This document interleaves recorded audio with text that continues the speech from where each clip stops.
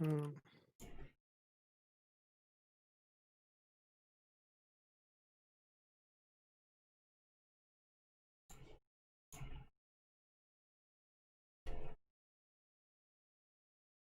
okay.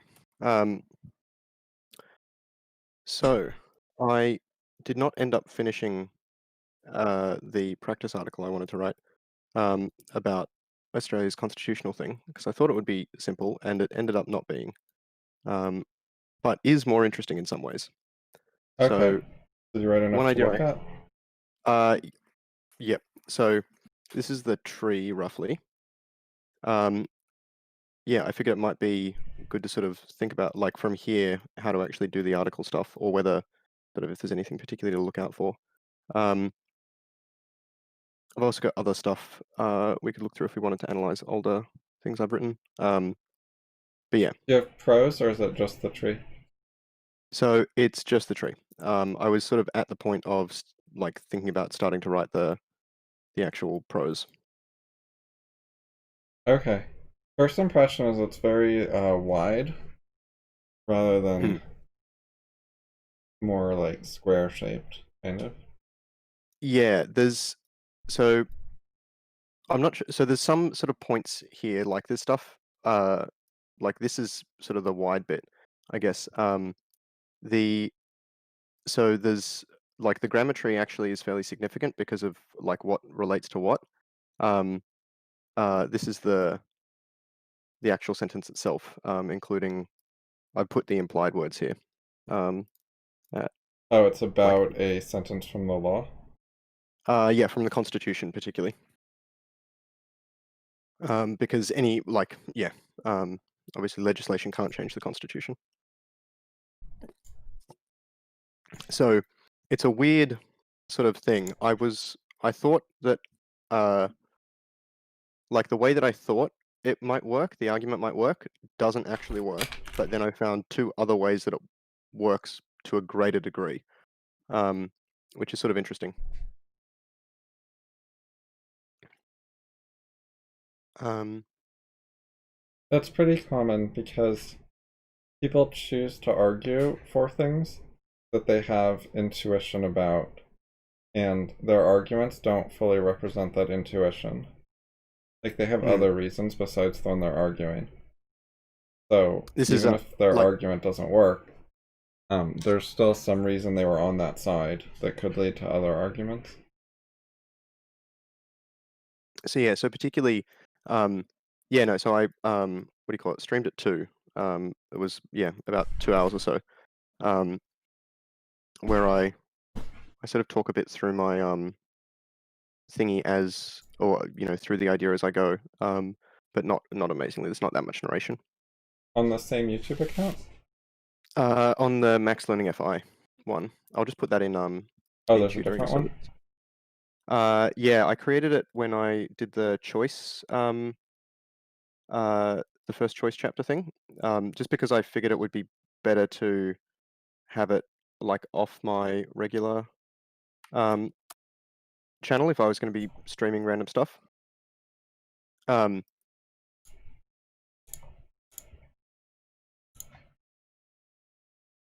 but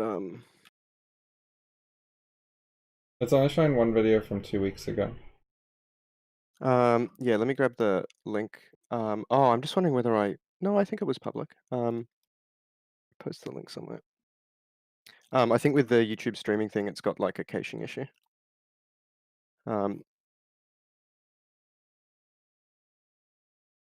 so um, I'm pretty confident about the grammar tree stuff. That was sort of fine. There were some issues with uh,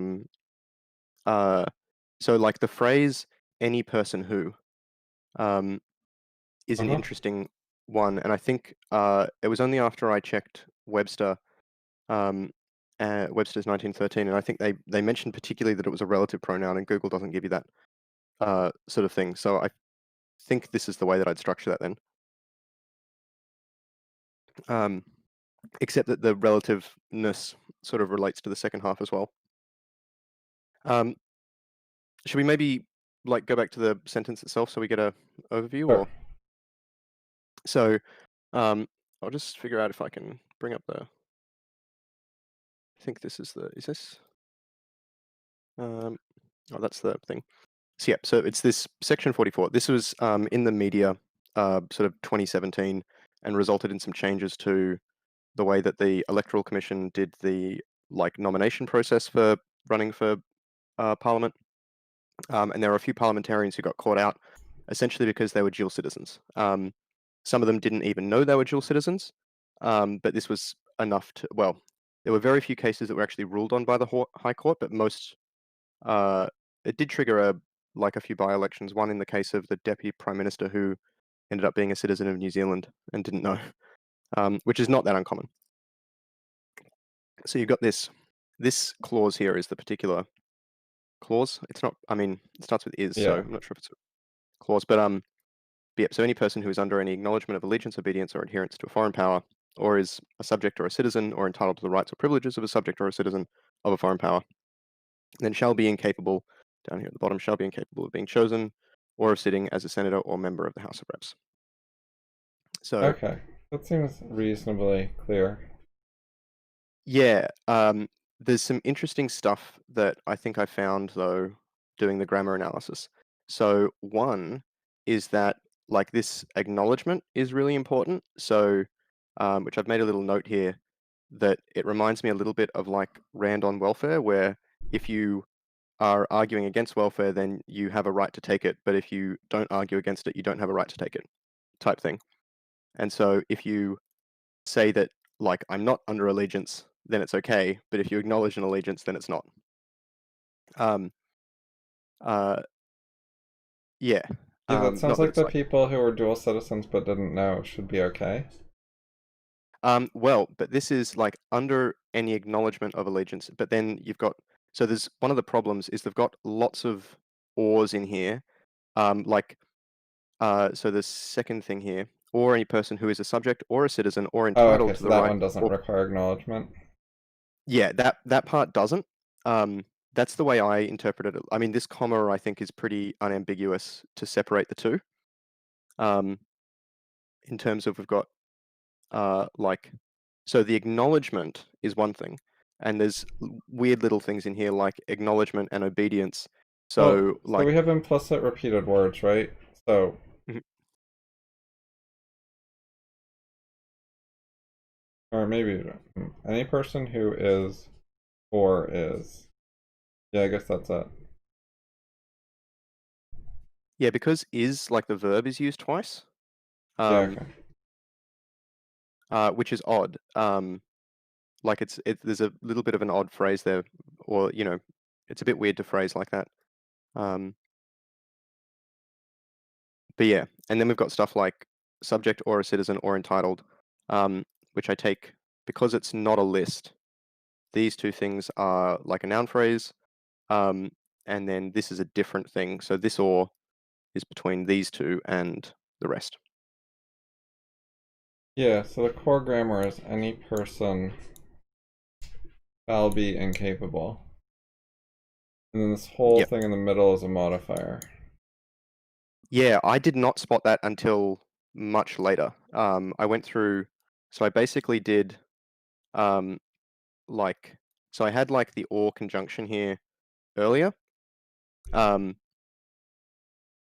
I see. oh, and part of the other thing that's weird is that you've got these implied words like any person who on this second is, but the any person who is actually like be is the shall be at the end is what that's sort of acting on, which makes sense in that like the structure here is like any person who dot dot dot shall be incapable. So that sort of makes sense in that this middle bit sort of can only be a modifier. Um, all this other stuff. Yeah, But grammatically, so the finite verb would be shall. oh, as in not be. Yeah.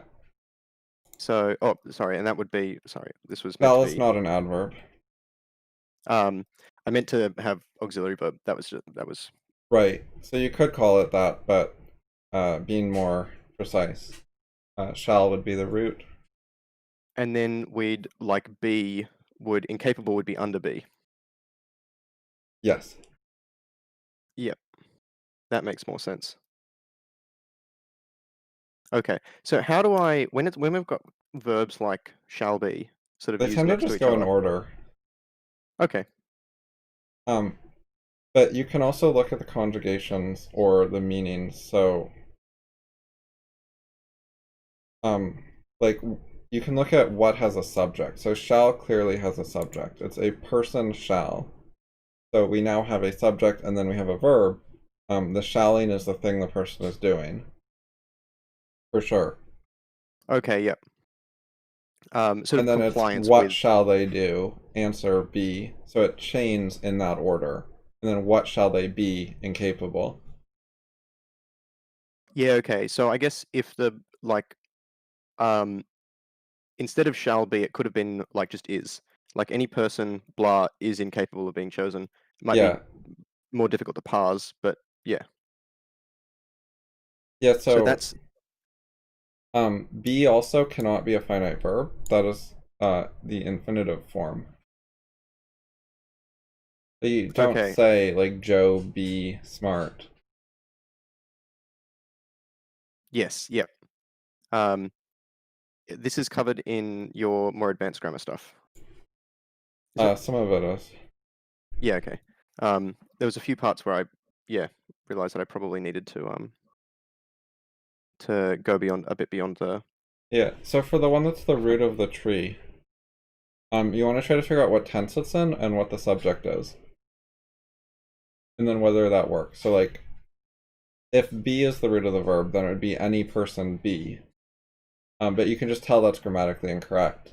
It's the wrong conjugation of be. Yep. Because a person is, or a person was, or a person Um, will be, or something. yeah, okay.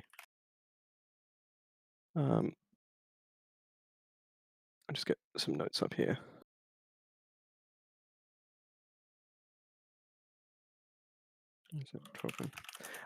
Yeah, okay. So, yeah, this sort of verb stuff I need to work on a bit. I noticed that's a thing where I'm reliably making a mistake. But the rest of it's getting a lot easier now. Some of the conjunction stuff is maybe particularly because of like uh like this stuff here. Because I guess like even though these are verbs, they sort of end up as modifiers on like oh, that's annoying. Um, like this, something like this, or on the person. I'm not quite sure about that. I think it was better before. It's any person shall, and then the who starts a subphrase. Yeah, okay. And then who is? So this is then this makes a lot more. So as in Oh, where was the um any person? That should be the subject of shall. yep. So that was under who. So I had like sorry, I'll see Oh, if I I can thought you had it like repeated or something, and you were just saying what who referred to. Because so who no no does no refer to any person. yep. Um so I got that part, but not the way that it's broken up, because like any person shall is the like where we can't say any person who shall. Um So this makes a lot more sense. And then we have like who is blah, and these things Yeah. are What you could do yep. is have another node here, also Um, here, which is a who, meaning a subordinator. so like if I Because probably the who is doing two jobs. It's acting both as a pronoun and as a thing that introduces a clause and subordinates it. or something like that. Um,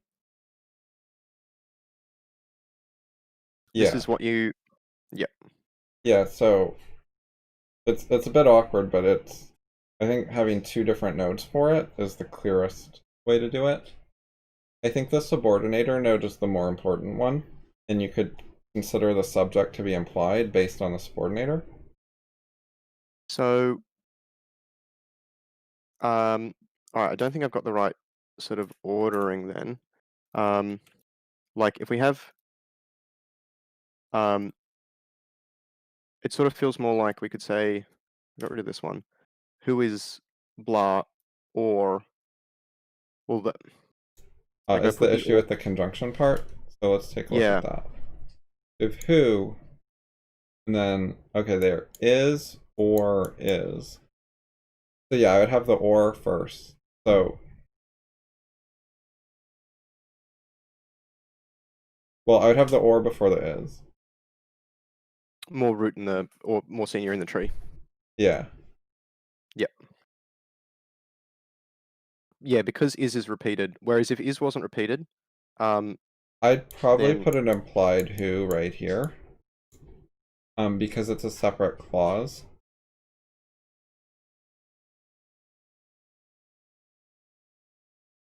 like this. Yeah. Yep. Who is the subject there? So it's fine for the first one, but not the second, or like the first branch on the left here. Right, I'm thinking about it more. It's the phrasing's very awkward because we Yeah. have like the or nested under the who.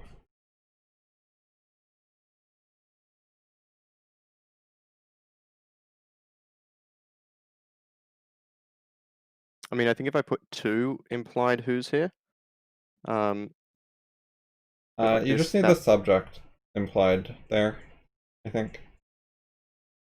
Yeah, so who equal any person. These are just the implied subjects. yep. So explicitly put the who above it, but then we'll put the implied there to make it clear. That makes more sense. Um, Yeah, I think this works okay. and we've got this, yeah, this funny phrase like, so under I think is prepositional Oh, here. so So, oh yep, what? So this whole thing is a modifier, right? This we're yep. making a modifier clause. So what does it modify? The person. Yeah, Though because who's a relative pronoun, it sort of feels like it makes more sense to be under that because it's like any person who is where you could, so part of my reasoning for this was you could take out who is. So you could say any person under any acknowledgement of allegiance or a subject or attainted of treason, etc. Um, so because the who is there, like I think the is has to refer, like it's got to be the who is the subject, um, is what it feels nope. like. No, no, Nope. no. Okay. It's okay. So right, who is creating a modifier clause? Then this is all modifier. So this is all modifying person. It's giving us more information about the person. It's telling us the type of person. hmm And then the sentence just continues with shall be. So it's So actually yeah, person is actually just the subject of shall. yep, and then who is like relatively on the person, who Yeah. is um yeah, okay, so this like from the node who down, that's under person. Yeah. Does that make sense? Yep, yep. Okay. It doesn't, I mean, yeah, leaving it under shall doesn't make sense. Um, Yeah, and then we have be incapable and then all the stuff nested under incapable. yep. Um, yeah, this part's pretty boring.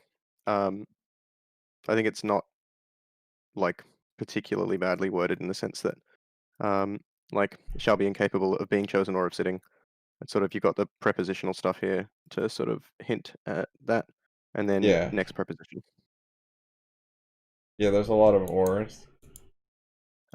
Yeah, I mean, I just put like the entire thing was just disqualified here because it's a bit boring there. But oh, sorry, that's mail. I'll be back in 2 ticks. Okay.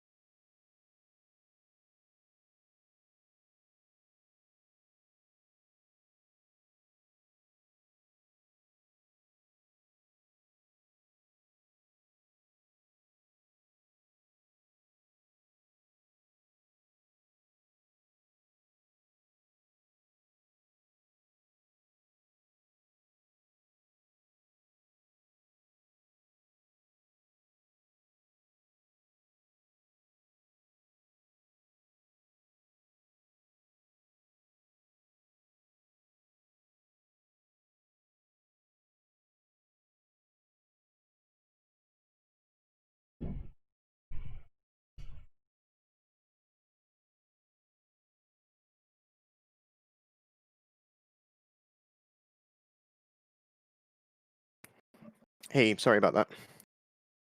Hold No on. problem.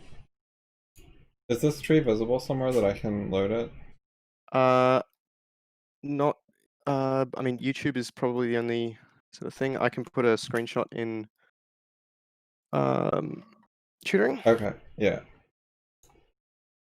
Cool. Okay, I just read through the sentence more, so I was gonna try to check. Yep.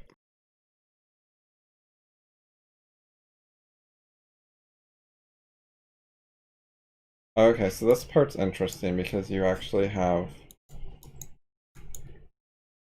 um multiple parents of the same child.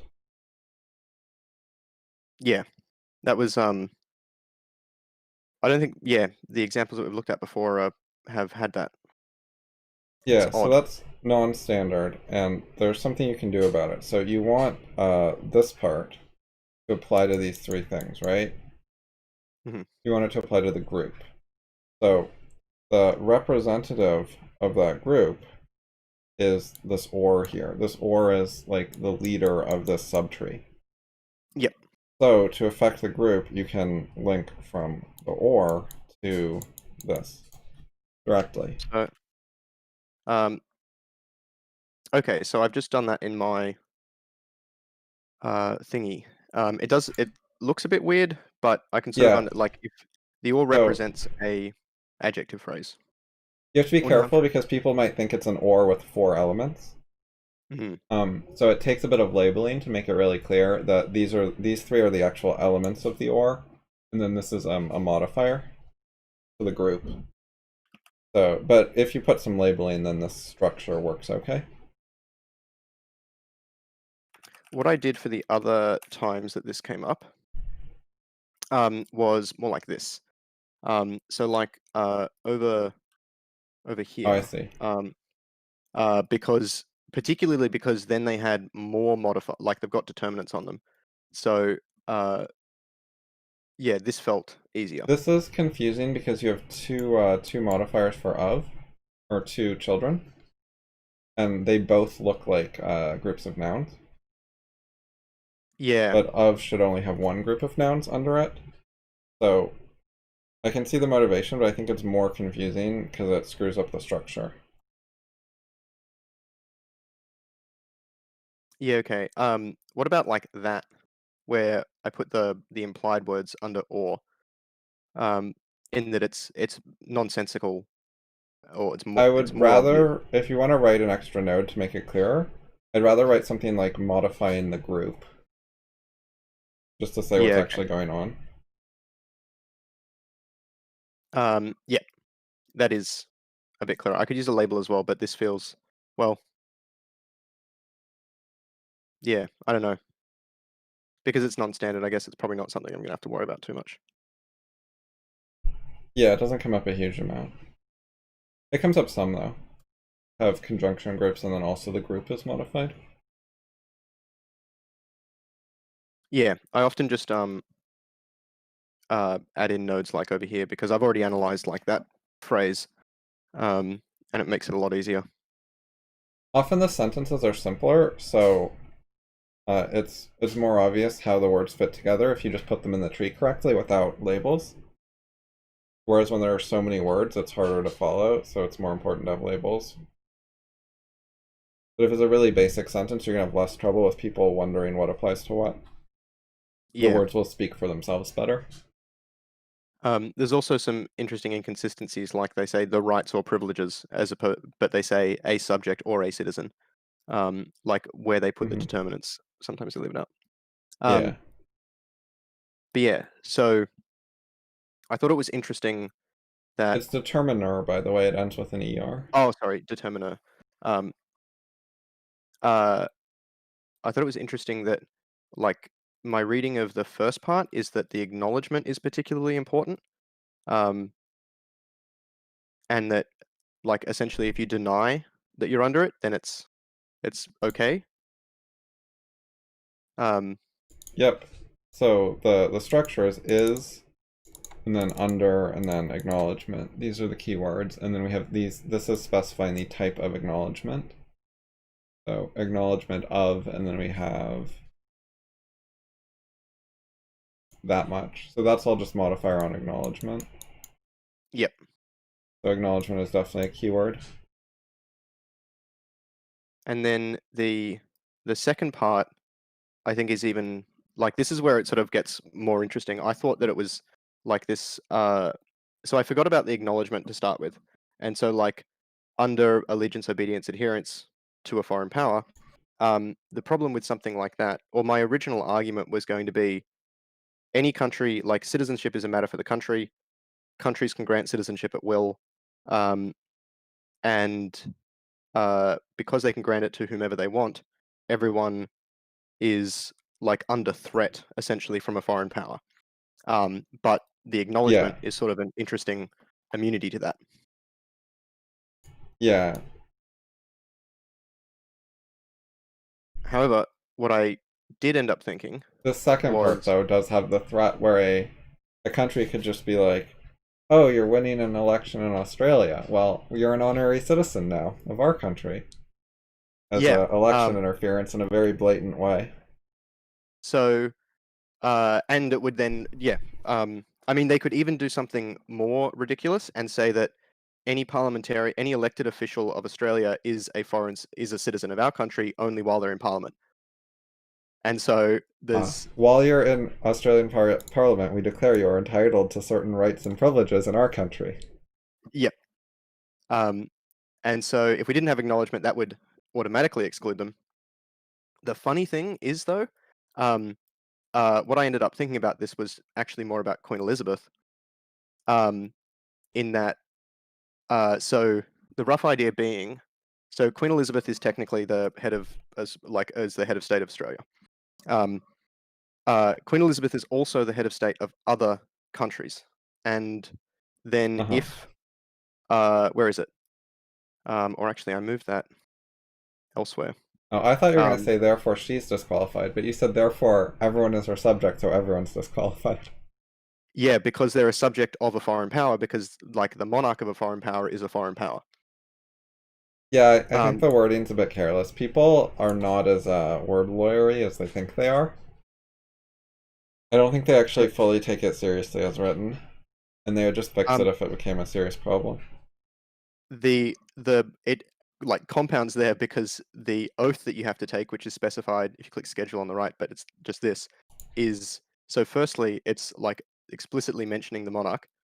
Um, and Uh then huh. it says down the bottom, like the note, the name of the king or queen of the United Kingdom of Great Britain and Ireland is to be substituted from time to time. So it's explicitly mentioning that they're the Yeah, monarch of a foreign power.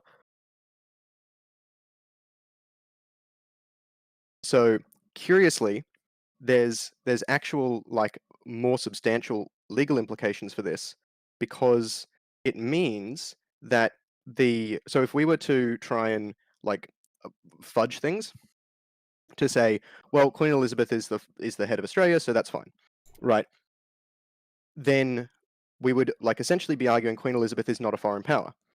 But that means as well that to be a subject of Queen Elizabeth is not to be the subject of a foreign power, and also arguably to be a citizen of a country for which Queen Elizabeth is head is not to be the citizen of a foreign power, which means that a whole bunch of stuff happened in Australia that actually didn't need to happen because the only way I can see to sort of correct this in a legal interpretation is to interpret Queen Elizabeth as not a foreign power, and the implications of that are like sort of funny in that it's okay to be dual citizens of some countries but not others.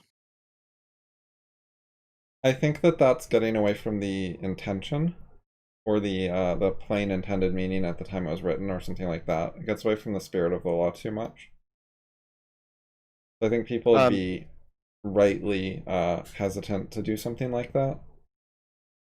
so this is something that I feel like I like it's definitely outside the spirit of the law. The spirit of the law is like don't let spies in parliament sort of thing.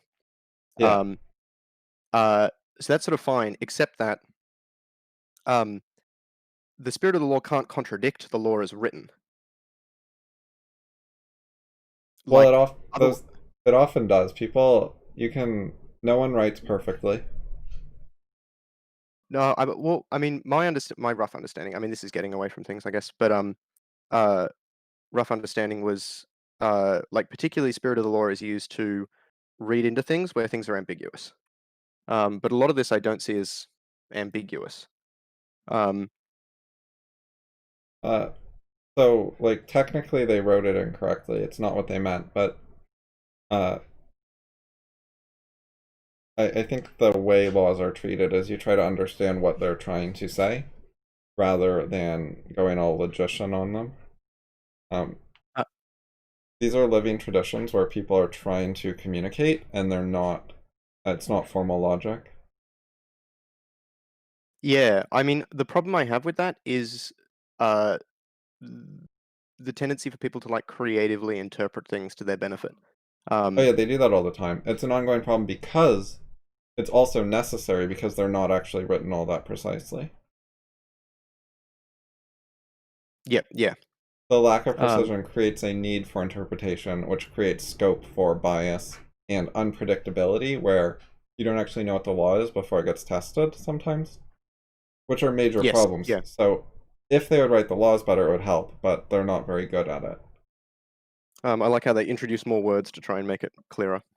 I think that's the essence of why laws are unclear and bad a lot of the time.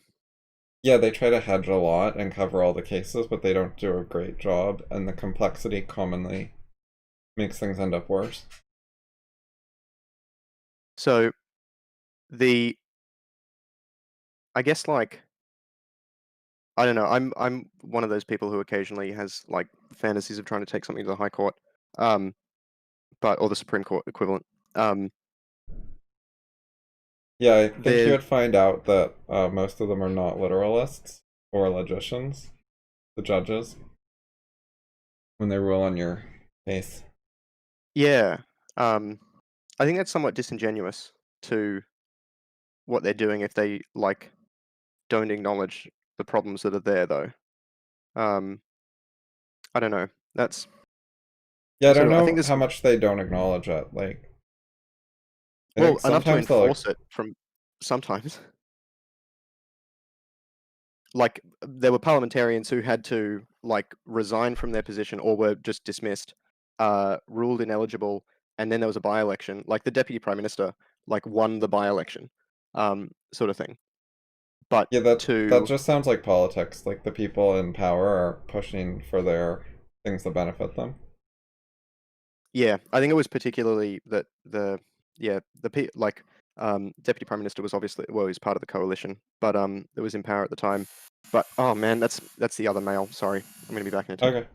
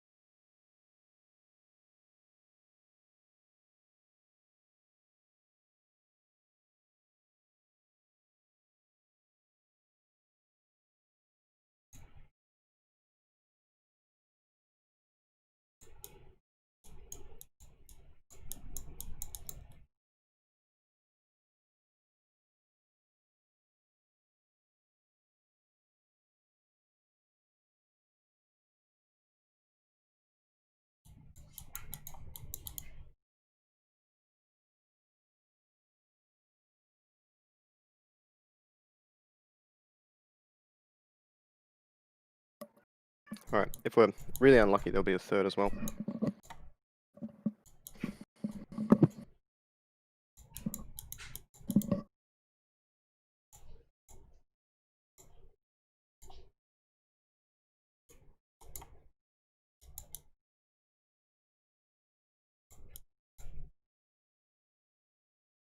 Okay, I was just looking through the tree and cleaning up the structure a bit. So for example, this the here applies to the group. So instead of having an implied repeated word, you can modify the group directly.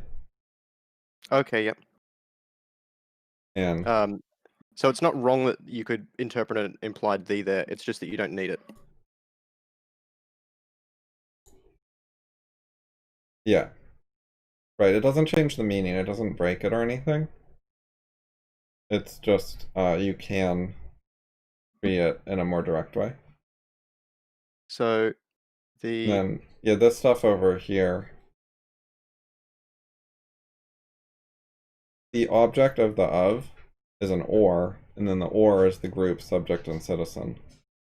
And then the group is modified by of a foreign power. um well, whoops. So um, as in of and then yeah, okay, yeah, yep. I see what you mean. Yeah, so it's of a group, and then the group is or subject citizen. And then the group is modified by of power. Yeah. So more This like this. this kind of detail is not that important all the time if your goal is to understand what it says, but knowing the structure in a precise way has value in its own. Be able to understand the groupings in more specifically. Um Title to the rights or But you had that oh repeated, you can just delete that node. yeah. Um the rights power, that's not right.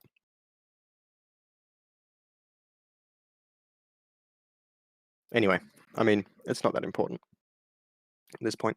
Um so the pseudo arbitrariness of this um is well was sort of one of the reasons that I thought it might be good to practice on in terms of writing because there's like explicit things we can say, but it's not really that important in terms of consequences of the article. Um, but I sort of feel I'm not so sure about that anymore.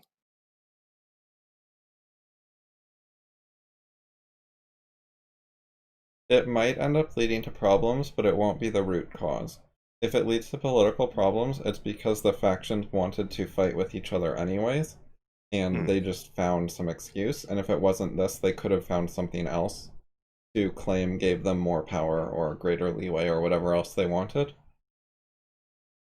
You're never going to make it so perfect that people seeking power and control will not find some excuse somewhere.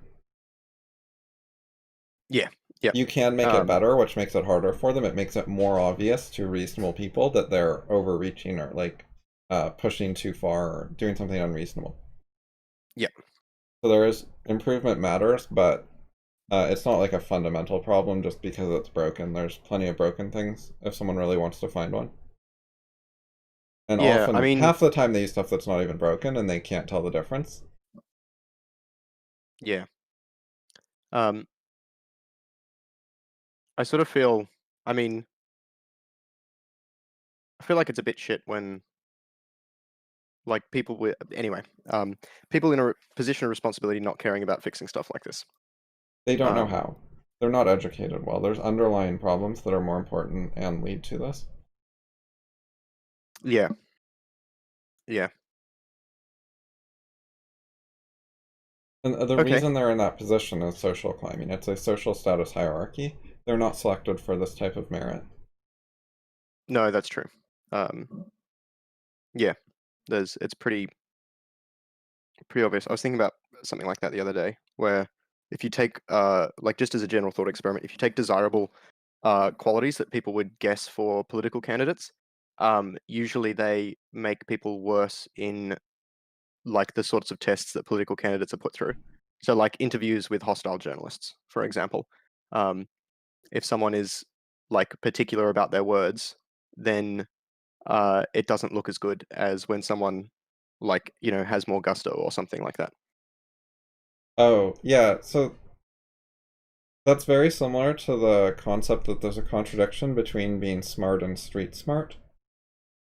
There's a stereotype of like the smart person who's not street smart, which is definitely a real thing. But the idea is it sort of has to be that way, that there's trade-offs. Mm, Similarly, your thing was that there's like a trade-off between giving correct answers to hostile interviews versus giving charismatic answers to hostile interviews. And I don't agree with that from a theoretical perspective. I think there are solutions where you can have both for most of these sorts of problems. Not 100% because there's some places where the thing social demands of you is just directly awful. And the only mm. thing you can do is stand up against it, but not pander to it. But in a lot of cases, it has enough flexibility that you can find a good way to answer that satisfies social while also being intelligent and correct and so on. Yep, yep. Hostile interviews, I Uh, think, are a good example of that. You can there's so many different socially correct things you can say that you have a lot of scope to pick one that's also true. yeah, I mean, I'm trying to think back to on my like on my main YouTube account. I've got a few years ago I put up the media training stuff that Nathan and I did um with like yeah, And a 15, lot 20 of or so I think a practice lot of interviews. the reasons people look bad on those are weak or whatever. It's not just lack of charisma or some sort of like unfair thing. I think there's things they're actually doing objectively wrong that they should do better.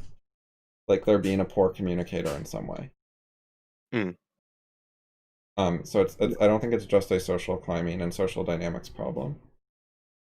No, no, no. Well, I mean, in terms of the being good at interviews thing, um, like I think social dynamics and climbing has a lot more to do with, like you know, stuff like pre-selection for political parties being put in front of a camera, you know, stuff like that, as opposed to like answering interview questions. Like anyone can practice, you know, media training and get much better at that.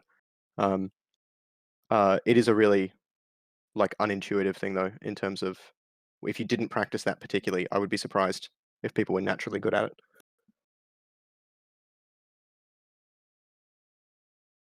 But yeah.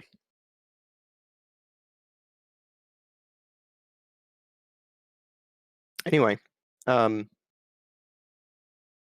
I think most of the advice about media training, at least for politicians, maybe it varies by field, is it's basically most of the politicians aren't actually good thinkers and don't have good ideas. So they need to find strategies that don't rely on actually having good thought out answers because they don't have them. So they need to do something else. So I think a lot of their procedures are based on that situation. And I think there are opportunities for someone who actually has good answers to do things differently. yeah, I sort of wonder to what extent, at least without cooperation from major I mean, that's context dependent as well. Um, I think yeah, there's plenty of extent. It's just that they'll stop giving you interviews and view you as a threat right away. Like I think you can win the interview part without mm, huge difficulty. It's just that they'll take away your publicity after that and start going after you in other ways that don't that's that don't that's directly engage with you. definitely part of the problem. The other thing is that, particularly when, so if you do have some good idea, um, presumably it's like takes a bit to be explained. Quite often, if you're a minority candidate, at least in Australia, where there's actually a chance of winning in uh, some states, still, you get lumped in with the rest of the minor parties, and so you get like a 15-minute thing where there's you know cycling through 30 of them, and so to actually you're not given a lot of um, sort of space to grip onto as Yeah, such. with complicated good ideas, Usually there's somewhere you can start that is intuitively appealing and makes sense according to tradition and common sense. You can usually find some connection where you're pointing out some like major flaw that's visible with common sense of the mainstream view, and then saying why your view is better in a way that people can relate to very quickly, even if they don't know all the details. Mm. Yep. Um, So sort of a like, good example with the silencing, by the way, is in the Democratic primaries in the U.S. The candidates Yang and Gabbard both were being fairly effective in debate, from what I heard. I didn't follow it closely, but those are two different people. oh yeah, yep. Um, Um, but yeah, they both were making some points that were pretty effective, and they had some like cult following, and some smart people liked them. And the media's response was to very much black them out and not engage with them. They did not. The media's opinion was not, if we have a hostile debate with an unfair moderator, they'll lose. That's too hard for them. The media's opinion was, oh shit, they're dangerous. We just need to keep them off the stage entirely. And they literally did things like changing the rules to not let one of the guys get into one of the debates. They yeah, just like make up cutoffs to exclude them.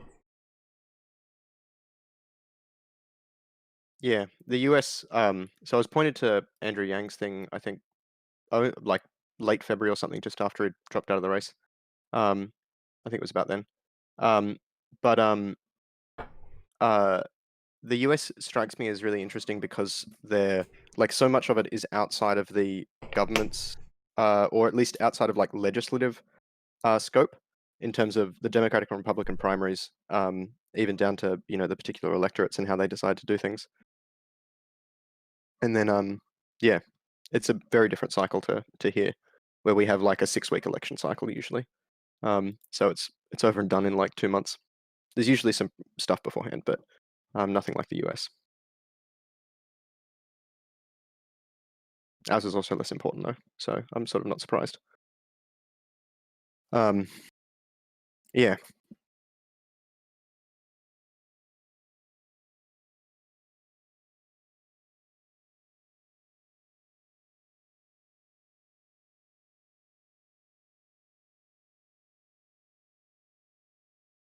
So I did Politics have is just a thinking. hard problem, but it's not a root problem. It is a downstream effect of other problems. Yes, yeah. Um, well, so I mean, there's. I feel like there's a lot of chicken and egg at this level. Um, so the question of where to apply, like if we thought about sort of society writ large, which I feel like is what we're sort of talking about, um, like the ideas that people hold will, play more of an election or more of a role in an election than like the particular parties or politicians or things. Um, at least in a functioning democracy, they can't force it too much. People in power. But at the same time, if like you have people in power that do things particular ways, they can then heavily influence the ideas of society. So you have this sort of cycle. Um, Most of the influence is through government schools. If you got rid of that one thing, it would mm, dramatically reduce the government's ability to tell people what to think. yeah, It would make them a lot less vulnerable to sound bites and biased media coverage and so on if they weren't so indoctrinated in the first place. presumably providing they had some sort of alternative, some reasonable alternative. Um, Well, yeah, if you just had private schools, um, as in non-government, yeah, just schools as businesses, with a wide variety, whether they were particularly good or not, it would be much, much harder for the government to control what people think. The government wouldn't have so much influence over what they taught and did if you just separated them. But I think yeah, that's one of the major leverage points that's closer to politics. Like actually a political issue and something the government does. yeah. I'm just sort of thinking about what do you call it? when when would you have had to introduce an idea into a state school system for it to have measurable effect on a political sort of situation or on the population? Um, yeah. Well, yeah, if you introduce it in the 1960s, then you got riots in 2020. Yeah. I hope that we can, yeah, tighten the cycle time a bit. Like 60 years is a long time to wait.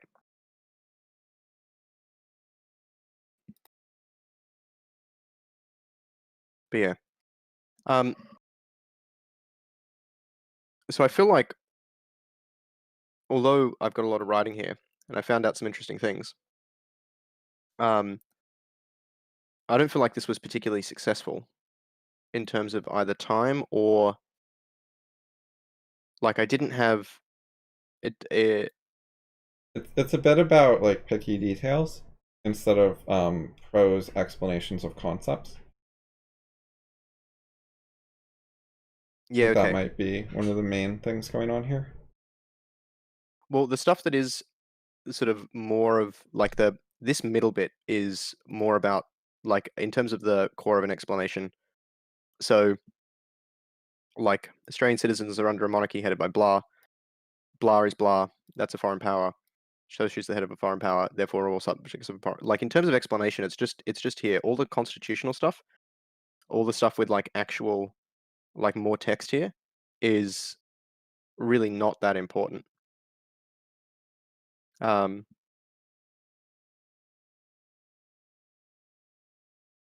in that, like, if I did want to seriously make the case, um, the amount of time that I spent on like this, it did show me why I was wrong. That was like my first impression, why that was wrong. So that was sort of good about it. Yeah, But I think that kind of thing is good. You do a technical analysis and then you see it more clearly than you did before. So it shows that chipping away at a problem with things you can be more objective and logical about uh, is productive. It helps you get it leaves less that your judgment has to do. Leaves an easier task left over for your judgment, so then you're more successful. yep,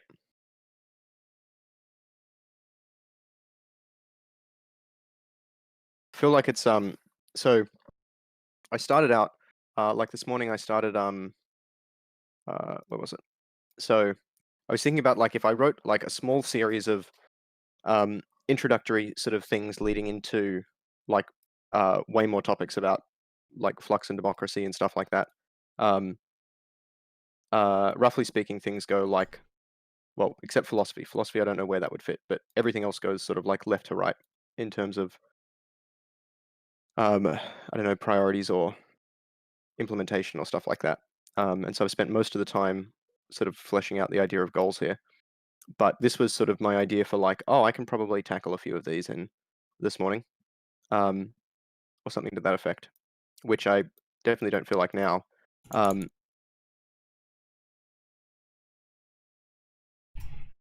but these are all like very different um, as topics than what I was trying to do. Okay, so let's try a writing exercise. I had this idea for a blog post earlier. I Mhm. just quickly noted it down. It could be posted as is, but we could expand on this bit and see if we can come up with anything. Okay, so So, suppose gender. Oh, yep. Sorry, go on. go ahead. Suppose gender differences are socially constructed. Race two. Does that mean the left is correct about anything? If so, what and why? Or putting in if so as are 100% socially. Yeah. Okay. Yeah. Purely. Um, okay.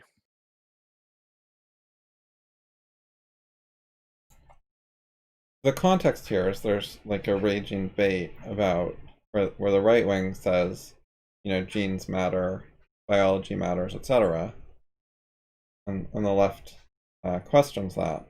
Says we're all Mm. equal and we all have equal capabilities and blah blah blah. And the right is pretty hostile to the social construction idea. But, and they sort of assume that that's a important debating line. But like, suppose you concede socially constructed, as I significantly do personally.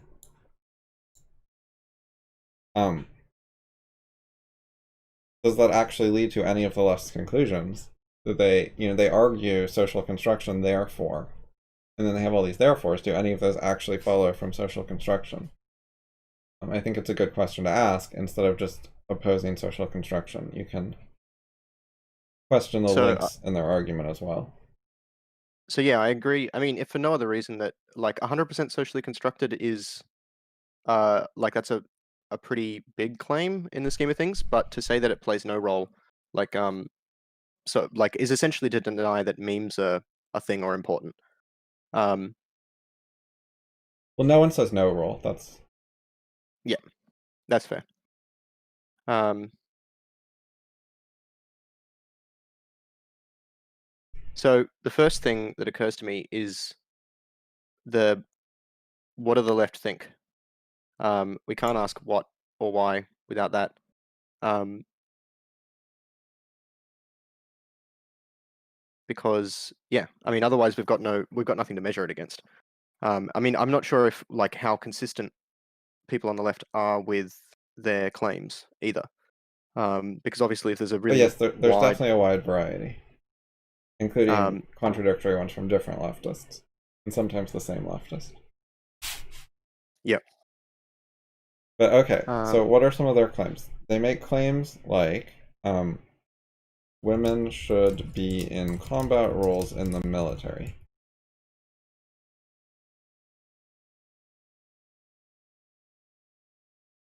Women so should receive equal pay. If women are not 50% of programmers, it proves sexism. Right, these are the types of claims they make. Does this make sense? You familiar with these? yeah, yeah. It occurs to me that there's a class of claims that are not controversial. Um, like, I mean, I guess by saying what does the left claim, we're talking particularly claims that are only made by the left, in essence, or at least by such a small minority otherwise that it's not Yeah, significant. I meant the contextually relevant claims in the current political debate, which is things like these, are what I had in mind.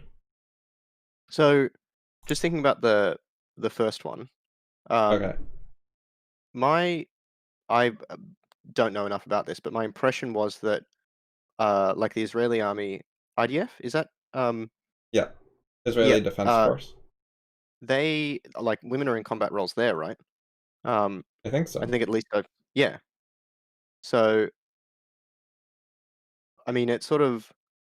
I mean, is there like rules in the US or things to say that women can't be in combat roles? There used to be. And a guy Yeah. got fired recently because he wrote an article 33 years ago where he was opposed to women in combat roles. And apparently he changed his mind before the average person changed their mind. Uh, but he still got fired for views he does not hold today for publishing them 3 decades ago. That's pretty abhorrent. Yep. I mean, just anything someone said 3 decades ago is like, I mean, Yeah. Moreover, he did not argue that women were too incapable for combat. What he said instead was that there are a bunch of problems, such as it introduces like dating, pregnancy, etc. Like there's complications when you mix genders.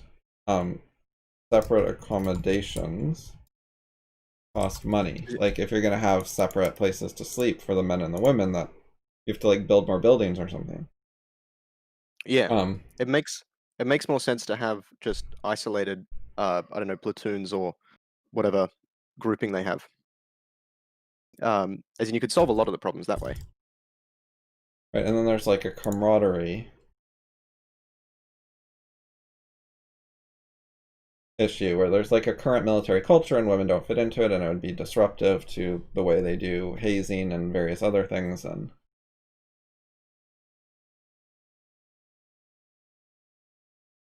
Yeah. Okay. So the guy raises some points. I don't think that. I mean, I don't see any reason they've been refuted.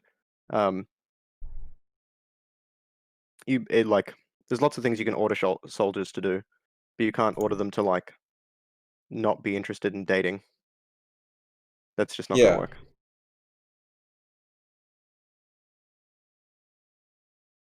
Um, Okay. So, right, question is, if gender differences are socially constructed, so there's no like physical weakness issue, which I think is not at all true when it comes to physical strength. I think that's you can make a valid case for that for mental things, but not physical strength. no, yeah, as in it's not just a social thing that men like. The Have bigger Yeah, muscles, yeah. essentially, yeah, they tend to. Yeah, chances are men can move more mass by pushing or pulling or whatever else. Yeah, there are a Um, few very strong women, but they're outliers. If you have like bell curves, so like here's the strength of men, and then here are women. We'll just put the peak like this is definitely a more significant, but yeah, so there's overlap, but the extremes. Um, so there's like some women are ahead of some men, but it's there's a few so women who are actually ahead of like the average man, but not very many. the I guess one thing that in terms of so okay, so just to uh analyze the meta structure of what we're doing at the moment. So we've got what are things they claim? So we're taking a claim that they make. We're looking at the reasons that someone has made these claims or argued against these claims in the past. So we Yep. need to be able to refute these reasons based on whether the differences are socially constructed or not. In that, if we can't Right. refute them on that basis, then this does not answer Yeah. the issues at hand. So I think the Um, short answer is differences have consequences regardless of where the differences came from origin. Right? Like mhm. regardless of why uh you have differences in camaraderie, say, or why there's a desire for separate accommodations, um, no matter what the cause was, it's still a problem. If social things made women want lipstick, then you have to like supply lipstick to your Accommodate that. women soldiers. Even if that's 100% social, it's still a logistics problem.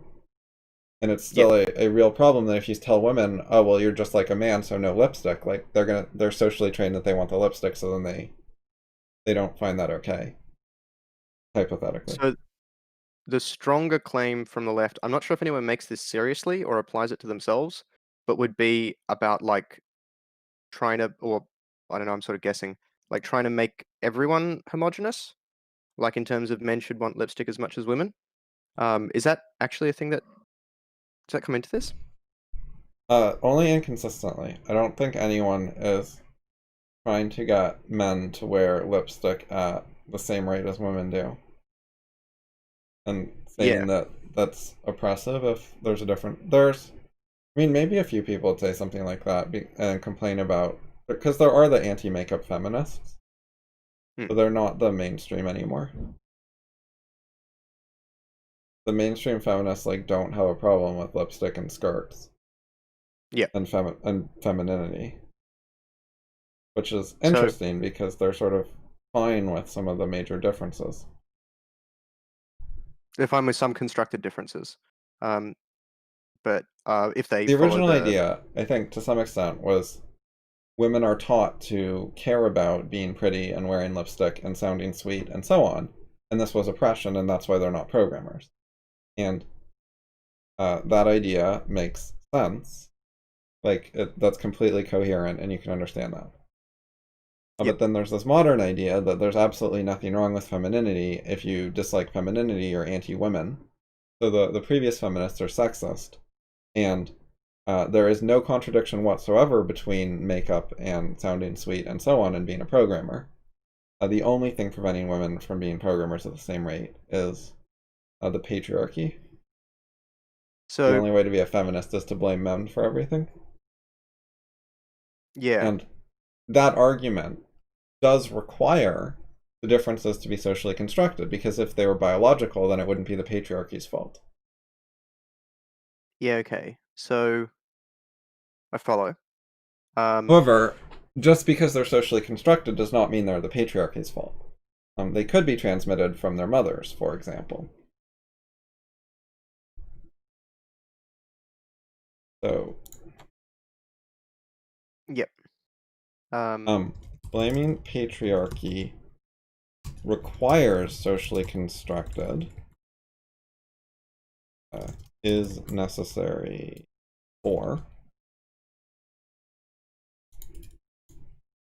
but socially constructed does not imply blaming people. Okay, so Could we blame matriarchy, other group. or Russia or whatever. Yep. Um, so what we've done there, so we've looked through their argument to some degree. Um, so we skip. I mean, yeah, we sort of skipped over the military stuff to get to differences have consequences, regardless of where they came from. Um, and then we analyze their argument a little bit, or the current situation, and have this, yeah, this directional implies relationship. It doesn't hold the other way. Um, the only way we know what to look for is by like just knowledge of the subject in general, right? Well, you can go through it logically, step by step. So you can start at the beginning. You can ask questions one by one. So, what does the left claim? What are the any things to evaluate? Like that's a reasonable starting question. You can get to that from the prompt, right? Yeah. Even if you don't know much about the topic, right? So then we get these things. So then we can ask,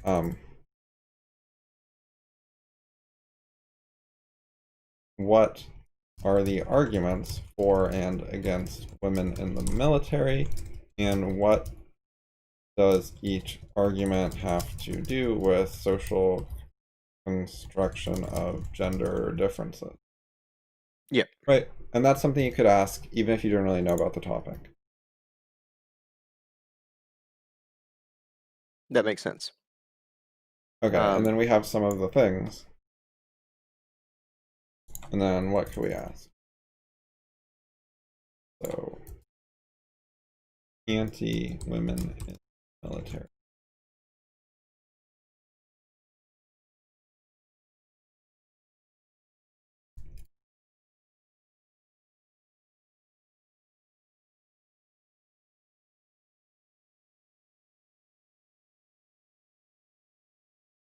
Physically weaker, by the way. Like, supposing that we're socially constructed, it would still be a problem for soldiers. You'd have to first change the social culture so that women go to mm. the gym equally as much or whatever before you uh, thought women made just as good of soldiers. Like you'd have to actually change the culture, change the social situation, not just How ignore the much? problem and say it's all in your head. Like socially constructed does not mean all in your head. You could have a Mm. social construction that women exercise less and are therefore weaker, which then has real consequences for muscles. So, like, one of the responses that might be made is, it's like we don't encourage women to go to the gym, right? We encourage men to go to the gym more, so it's obvious that men are going to have bigger muscles. So, like, if we were statisticians, we might try and like control for this or something or other. How much should we bother even dealing with that? Like, I mean, because we could say like biologically, it's obvious that like there's I mean, we observe it consistently throughout pretty much or most species that there are differences, and most of the time that is weighted towards male counterparts being stronger. Um, Yeah, there's a lot of that different argument, levels you can analyze on. So you have flexibility, and it's really up to you what type of ideas you want to explore. You can explore it on a conceptual level of like how do genes create traits, and is there any reason that genes would be unable to create bigger muscle traits? Like, is there any yep, argument that genes wouldn't do that? Um, or wouldn't do it they, selectively based on like other genes. Yeah, you can start with like, would genes do that at all? And then if they would, you can consider if it would correlate with gender or not. So this, like that argument in like just the fact that genes like do stuff based on gender or based on like particularly XY chromosome or things like that already refutes the gender differences are 100% socially constructed, unless we have a really weird meaning of gender. Um, uh, but if we're trying to refute this point, is it valuable to actually like if we're trying to refute a point in general, is it valuable to use arguments that already like we've already assumed essentially that we're trying to It depends find on your internal goal. contradictions or So yeah. it depends on your audience. You have to think about, what is my audience? Are you trying to convince yourself? Are you trying to convince one single reasonable person? You can interact with them and ask them, what are your objections? Like, which points do I have to explain to convince you and why? Hmm. Are you trying to convince a particular subculture, and you can look at what things they care about and be responsive to those particular issues?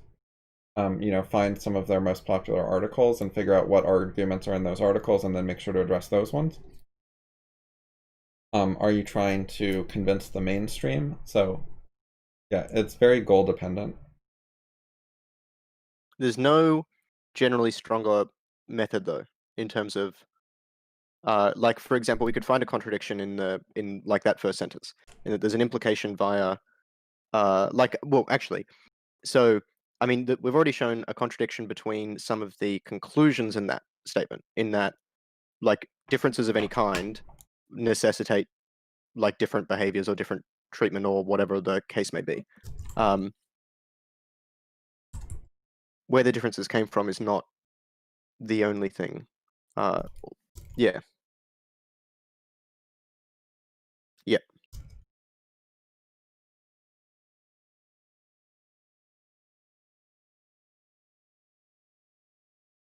Yeah, so you can't, out of context, pick which arguments are better in some way. Um,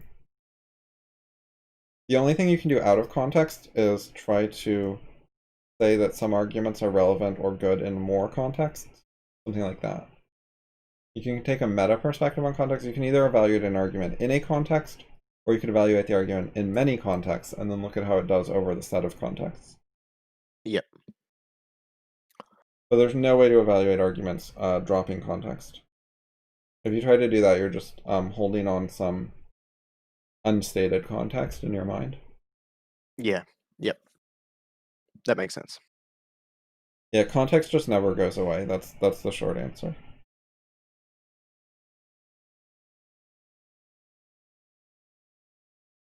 Okay, so we had arguments that are like from the outside in terms of like genes that aren't based on any of the premises already taken.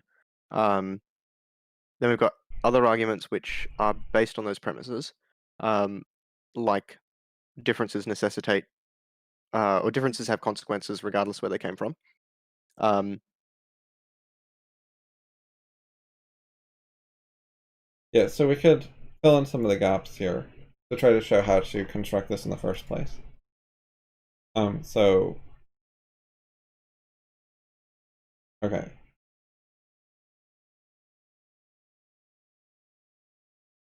How does wanting separate accommodations relate to social construction of gender differences? The difference would be either it's due to biology or culture or a mix. In all cases, it's accepted as a fact, so the military would have to deal with it. Like,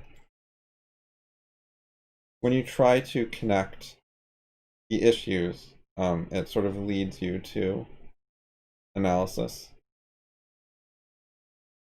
so Right? where You, what you can try to do is like go step by step to figure out how the argument would work for one of the sides, and then that'll help you catch when there's like a non sequitur or something. yeah, okay. So what I can sort of see here is like we've found a problem that's independent of gender differences. Um, or independent of the nature of gender differences, just the fact that there are any at all, is enough.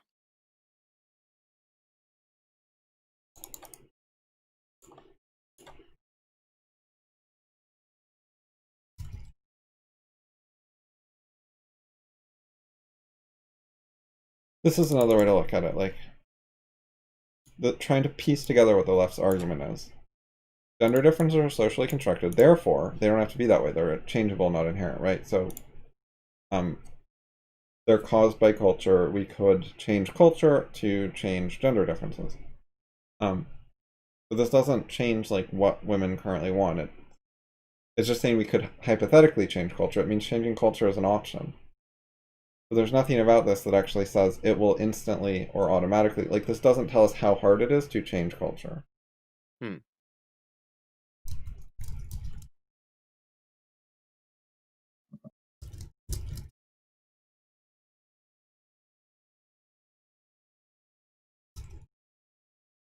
Right. So if you understand that this is their argument, it leads to questions about how hard is it to change culture? How long does it take? What stops it? Which leads you to realizing that you have to actually cause the change and make it happen before the difference goes away. The difference being socially constructed, yeah, doesn't mean it's not there. So it's just their argument.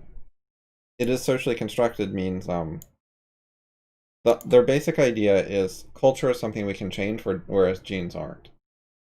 Yeah. So that leads to there are some changes we could make, which would then have some effects. So in order to make some sort of argument, you have to figure out what changes should we make, and then there's two ways you can go. You can either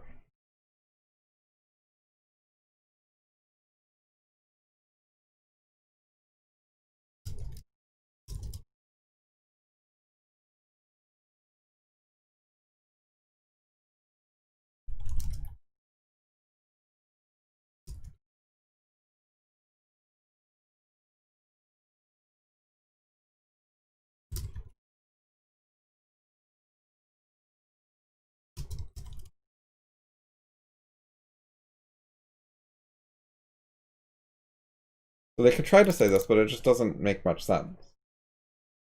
Yeah. Like you can make an argument for this, it just wouldn't have anything to do with social construction. The argument would be things like accommodations don't cost very much relative to the military budget or whatever, so it's not a big deal. Yeah. Yeah. Yeah. So, But I if you mean, make that one, argument, you're not mentioning social construction anymore. which is itself a problem for them. The one of the threads that I'm seeing is, so the problems left are like, or can still be decisive problems. So like with the military thing, um, if the cost of like alternate accommodation is, if it's incredibly cheap, maybe it's not a big deal. But like if it was say $100 million, um, like that can be a decisive sort of element in that maybe we didn't, it's not something we're interested in doing if it costs more than $10 million or something like that. These things aren't to do with the thing that was uh, like we were interested in at the beginning. Um, and this I think is probably going to pan out for the other two, in that like the problems that are led to aren't solved. Like even if we take sentence one as the premise, the problems that we end up with aren't solved by the premise at all. It leads to other problems. Um, Now, I mean, we should expect problems regardless of whatever we do, but uh, Yeah. So the second one is very similar to the first one. hmm, Um, Actual differences cause differences in pay, even if those differences are things we could get rid of by improving our culture. It doesn't mean we should have equal pay today. well, you sort of have to argue that, like, I mean, it's a weird thing to argue that, like, in the sense that are you saying that, like, I guess these things aren't even specific enough to attribute to whether like particular things would solve them. Like, if we forcibly redistributed wealth so that wealth was equal between genders, it doesn't solve, for example, like wealth disparity between different jobs, um, it then means that likely, actually, if there were any differences in the distribution of jobs, such that you know men and women tended to pick different things, at least in some respects, then there would have to be a pay disparity between equal work, so it conflicts with equal work for equal pay, um, which Yes, was one of the there are a like lot of original ideas. problems there. Yeah. But anyways, the basic problem with this one is the origin of the differences is not relevant to the consequences of the differences, it's relevant to interventions to change the situation. So just like the first one, it's we could change this, therefore we should ignore it, like doesn't make any sense, basically. So we could change this, therefore we should ignore it. Yeah, that's the basic logic of female traits could be changed because they're socially constructed. Therefore, ignore them, put women in the military right now. Oh, okay, yeah, yeah, I see what you mean. As in Or not therefore, ignore the ignore like. them, give equal pay right now. Yeah, okay. So these two are very similar, so I suggest we go to the third one, which is actually different. This one makes more sense, I think. So let's try to work through what the logic is. What's the logic of this argument? Um, So one thing first is that, I mean, if we presume that like men and women are interchangeable if we subtract any percentages by 100 as such, then this argument is actually like it feels more general in that you could say if men are not 50% of programmers, it proves sexism as well because the only alternative is women, provided that we're yeah, taking yeah, a yeah. trivial case. Yep, Um, and you can swap programmers with something else. yeah, And you can swap women and sexism with blacks and racism. yeah, and just choose your Except you just have to propor. make it proportional Yeah. instead of 50%. So So let's try to look through what is the reasoning here. So programmer gender skew exists and it has a cause, right? And yep, they're yep. alleging that the cause is sexism. So it has some cause, and then um, the cause could be uh, biology or culture. If so, given the cause is not biology, social construction premise, then the cause must be culture. If culture is making women be less than 50 programmers, then that is oppression because being a programmer is a good thing. Like, they're trying to say something like this, yeah? I mean, arguably, if you like for all jobs, you'd end up forcing people to do certain jobs because say you had too many programmers, you're either going to Oh, put people who like there's other yes, sort of yes. issues there. Anyway, but yeah. It's a total mess Um, where they want to go with this. so yeah, so Um, it's something like I mean, arguably, it's not oppression because being a programmer is a good thing. It would be oppression if because like people who wanted to do it were stopped from doing it. Um, like there has to be uh like I mean, yeah, I mean, so I guess that reasoning doesn't stand up just from the oh well, okay, no, no, no, sorry. There's the premise if culture is making women be less than 50% of programmers. Um, so regarding wanting it, that's actually an interesting issue because some people will say the reason they don't want it is they were oppressed, which caused them to not want it. So the fact that they don't want a good thing shows oppression already happened. The oppression can happen pre-wanting instead of post-wanting, potentially. So uh, you can totally disregard people's actual preferences and blame those on oppression, rather so than viewing oppression only as people not getting what they want. So oppression can be viewed as people not getting what they want. so there's an obviously hard to vary-esque problem there, um, in that it's you could there's nothing in there that says what you can and can't apply that to. Um, but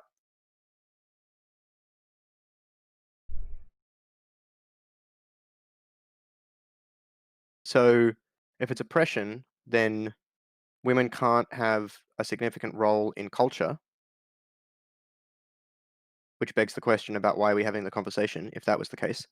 Um, I don't agree with that. There can be self-oppression. okay. Oh yeah, yeah, no, no, fair. Um, though, arguably, if it's self-oppression, then you shouldn't be angry at anyone else, like for that. Like in terms of for anything that's restricted to that case, then yeah, and there is yeah, by men is implicit. Um,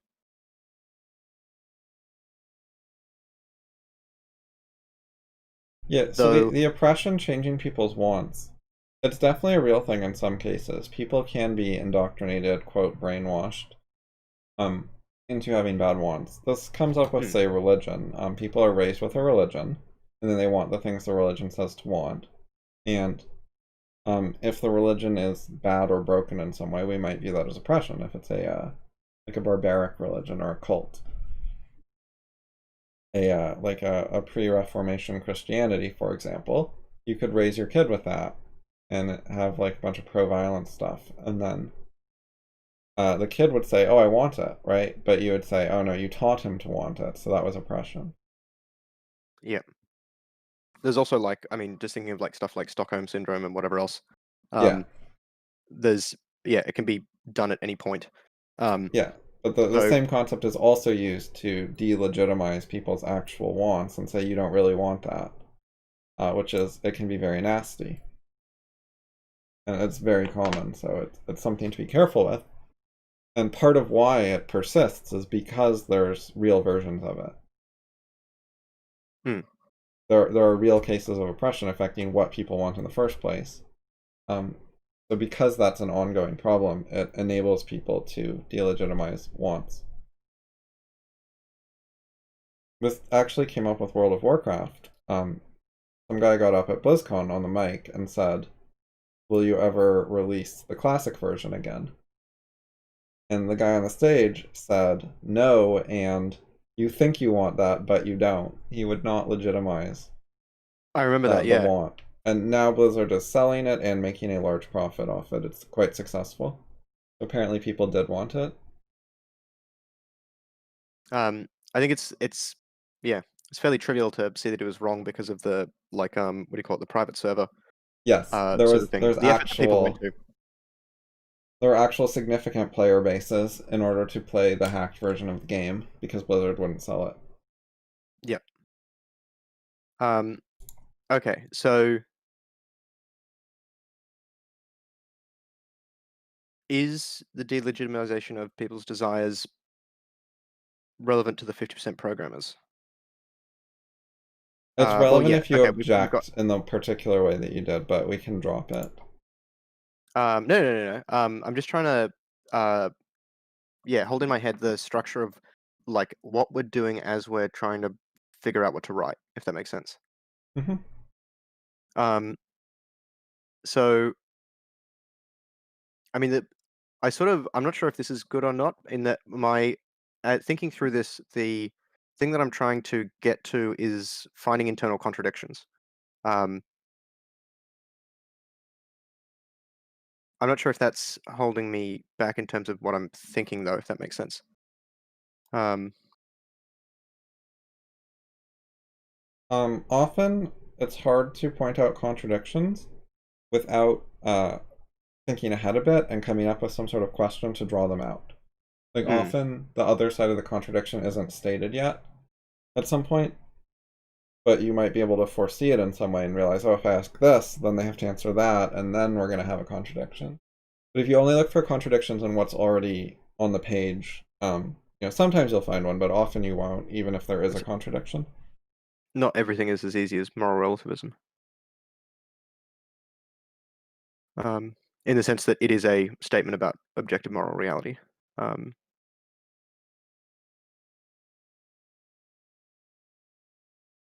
so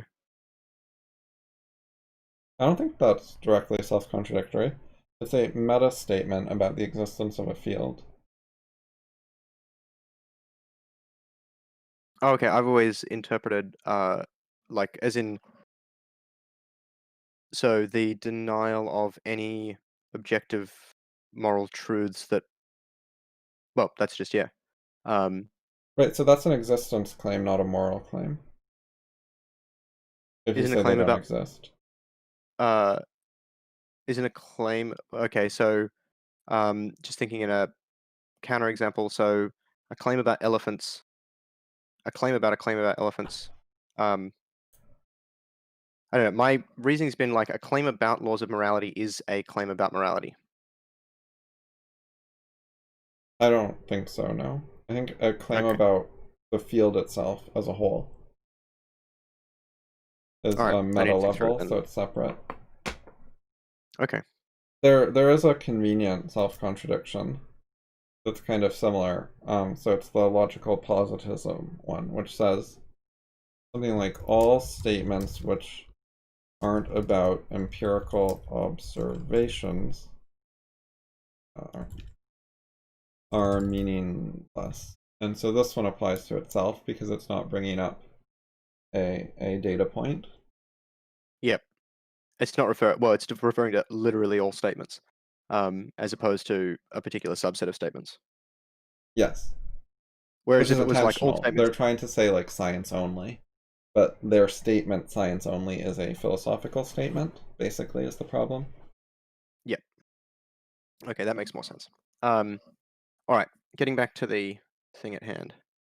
Um, so where do we've got the logic of the argument. Well, Okay, so we've got some of the logic. I'm still like the culture making women be less than 50% of programmers, then that's oppression because being a programmer is a good thing. Um, Still not sold on whether we should say because being a programmer is a good thing. okay, well, so let's question that. Are there are there other good things besides being a programmer? Yes. So maybe women do 50% of good things overall, so not oppression, potentially. So it could be that they're underrepresented in one good thing, but overrepresented in some other good thing, and it balances out.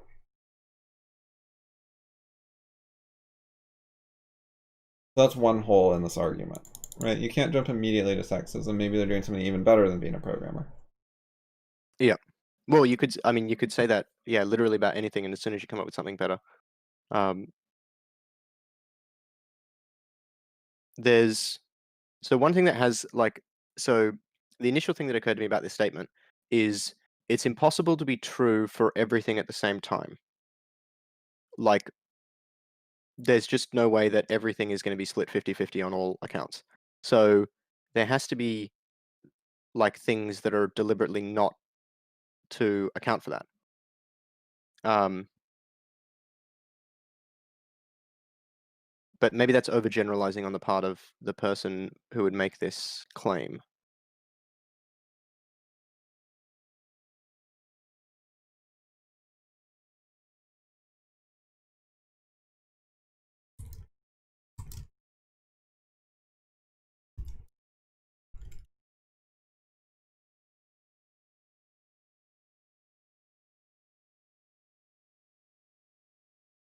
Yep.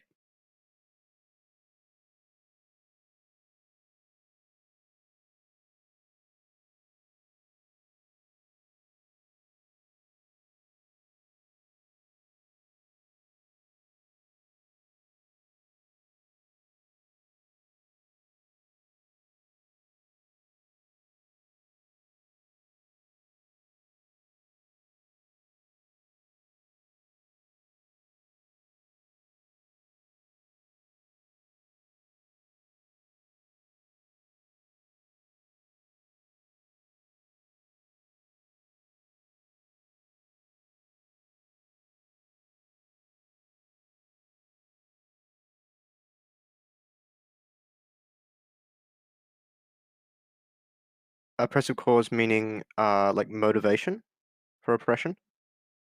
Like there has to be a payoff for whoever's doing the oppressing. Maybe. So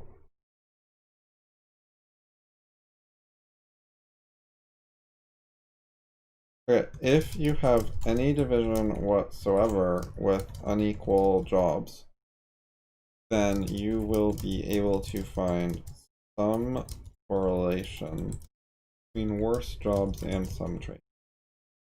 Yep. There's always going to be a pattern. That does not imply that all possible distributions are oppressive.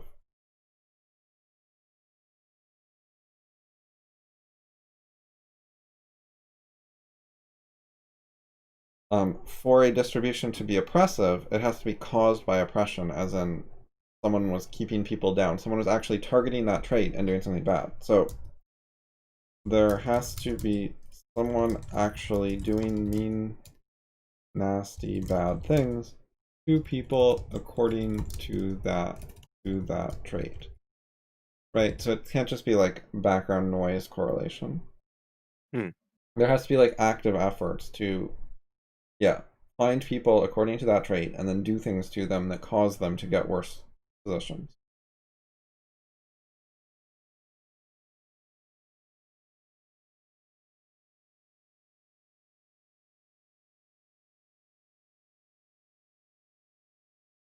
Uh, so, it could just be random, for example. Right? You could have a random unequal distribution that's better for men, but that it wouldn't imply sexism. Like, Hmm.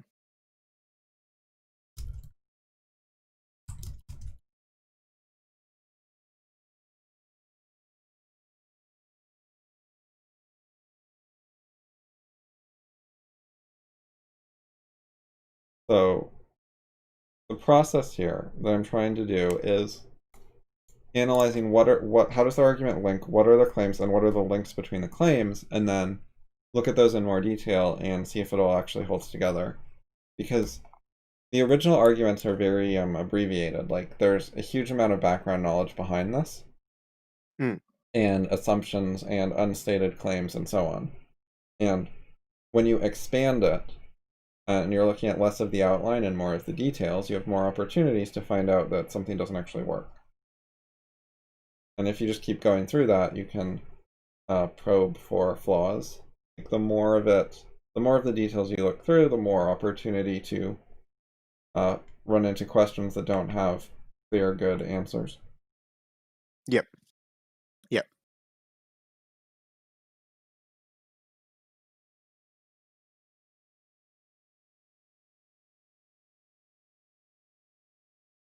So,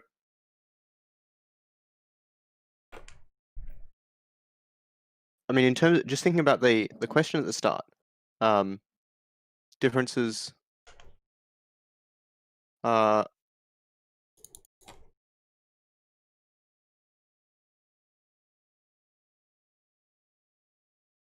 so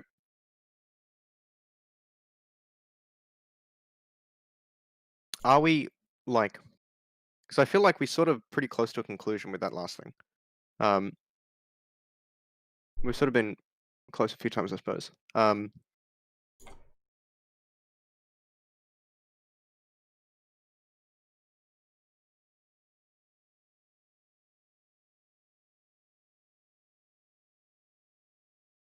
looking at it from a different angle, like what stops women from being programmers?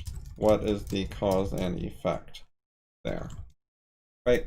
If you go through this full analysis, I think that would be very revealing about what's going on. Um, assuming social construction. So yeah, from the social construction point of view, then what is the cause and effect? Like, what is the full process? Because they haven't so far specified it. Um, so social construction claims that when the women are born, they're equally capable of being programmers. So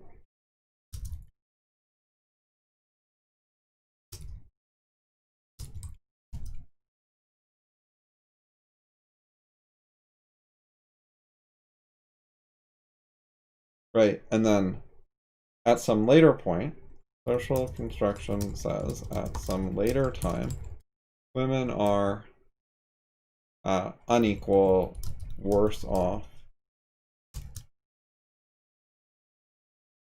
less skilled at programming on average, or less interested in getting programmer training, or something that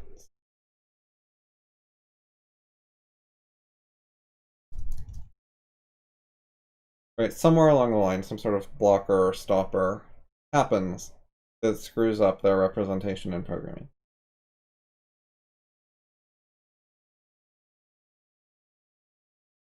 And so if you're taking their narrative and their argument seriously, you have to figure out like what it is, what blocker happens at what point in time. I mean, Yep. maybe there are a variety of different ones that happen at different ages.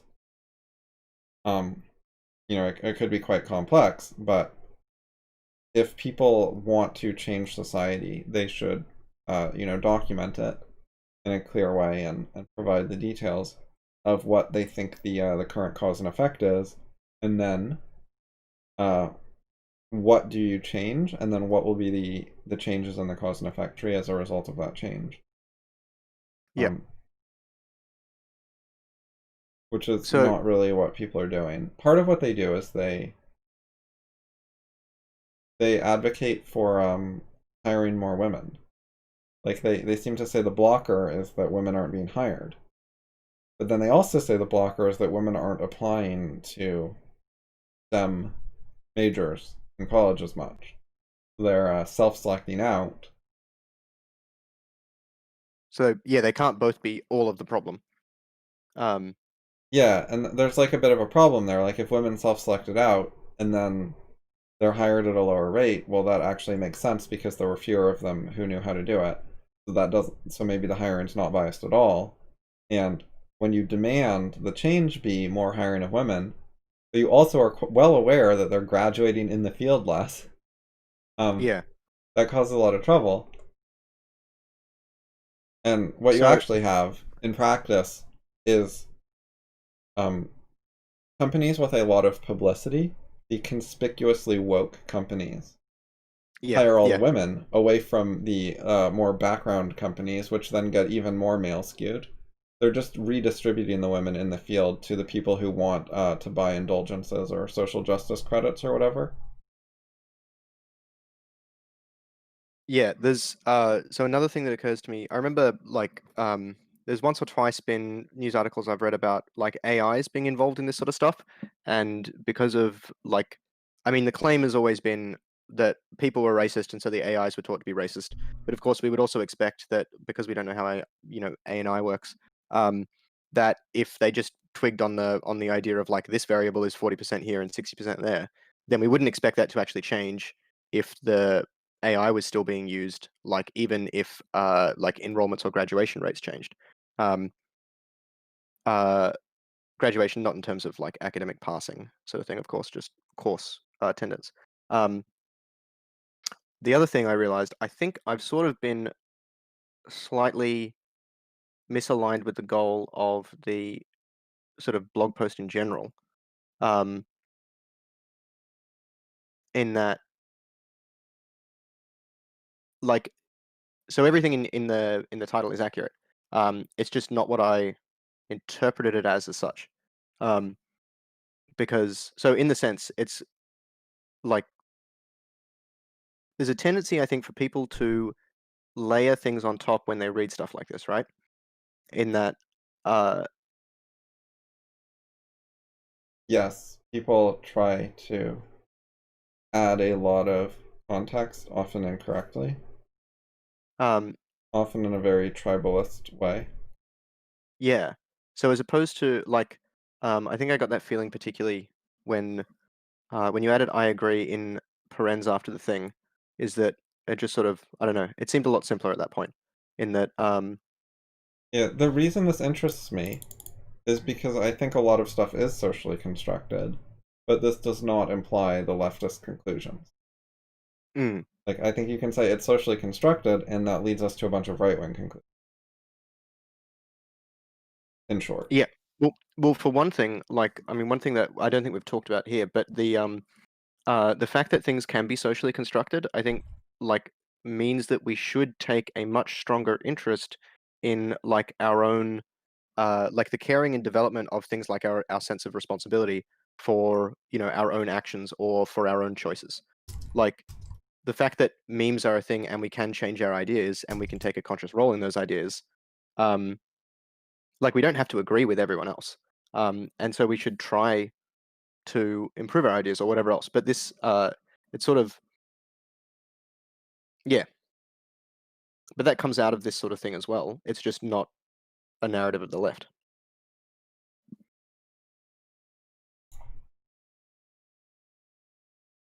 Yeah, I think both things were like, there's nothing good for humans in static societies.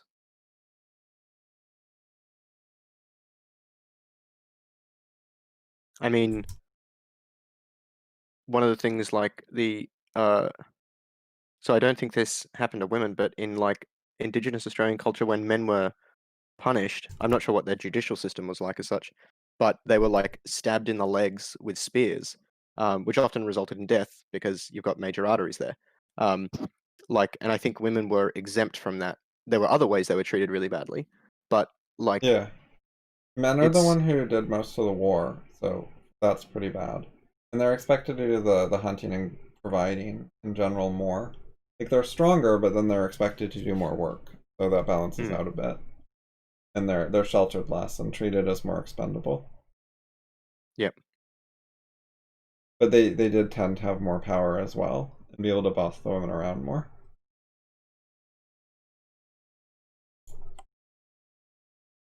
Anyways, so my narrative is that feminism criticized men. Criticism is a gift. So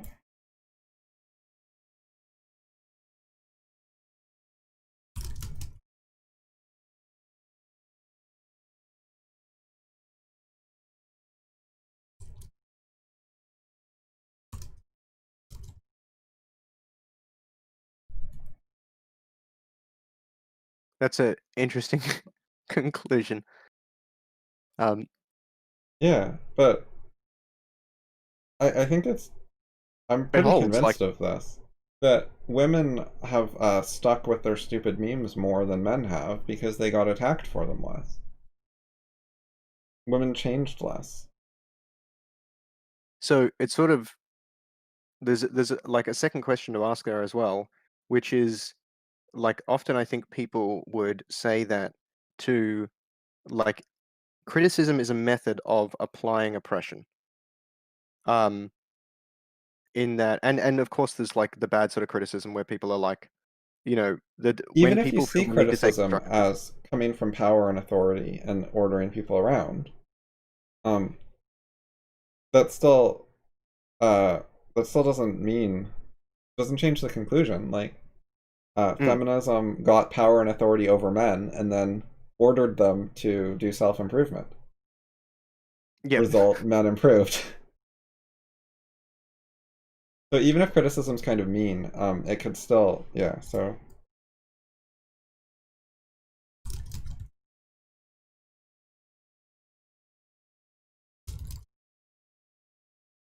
So, yeah, the view that criticism is only bad though is a thing that stops your improvement. Um, yeah, this feels a lot like it overlaps with stuff like the choice and like the attitudes one chooses for their own life.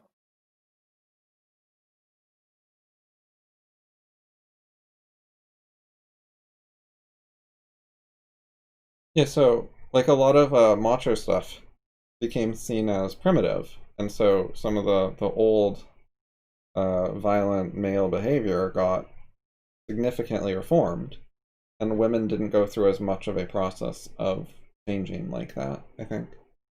Mm. I mean, that's definitely a like it's pretty easy. Well, actually, I mean, it's sort of hard to weigh what the difference would be there in terms of any gender basis stuff. Like less violent men mean less domestic abuse as well. Um, not just like men having more freedom to pursue different Yeah, things that weren't acceptable before. there's definitely Um, mutual benefit there, but I think in general reforms help the person who reformed more. Like yeah, if you're a violent person, that's worse for you than your victims in general. Like you have to live with it 24/7, 100% of the time. with every interaction you have with every person, with every um, the way it influences your thoughts, etc. yeah. So for a violent person to be convinced to be not violent, uh, everyone they interact with benefits, society as a whole benefits, but the benefit is concentrated more in them than in anyone else. Yeah. The biggest difference is to that person. Yeah.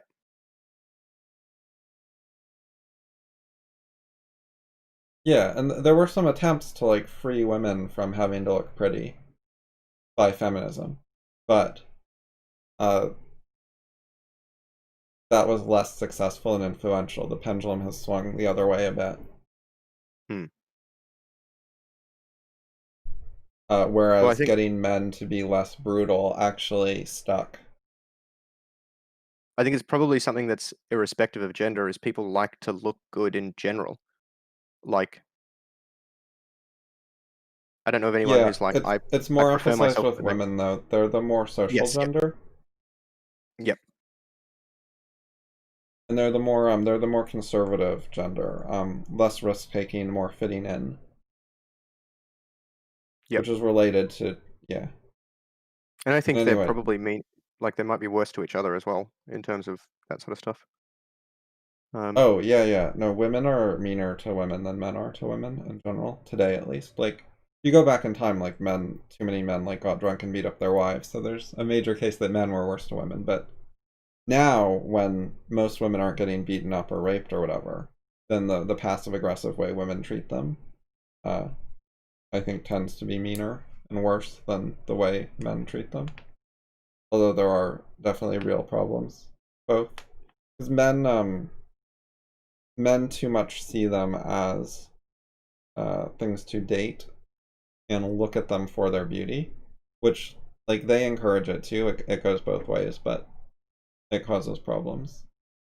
hmm, You see that like on Twitch, where there are female streamers who are not wearing low cut shirts and all that, and then a lot of the men see that it's a female streamer and assume that it's going to be someone flirting with them, and then they go to the stream and get disappointed. So it causes problems for the women who just want to be gamers.